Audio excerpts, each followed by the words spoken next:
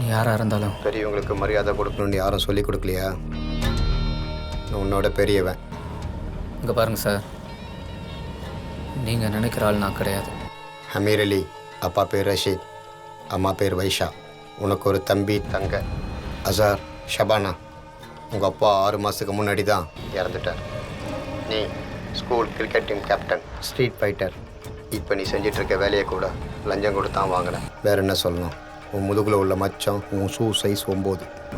Hey, யாரா நீ? நான் முக்கியம் இல்லை, நீ தான். உனக்கு என்ன வேணும்? யோசிச்சு சொல்கிறேன். ஹலோ ஹலோ,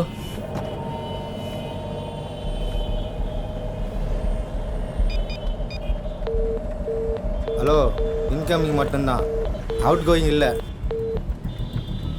பொண்ணுங்க பர்ஸு மாதிரி. வண்டியை நிறுத்து.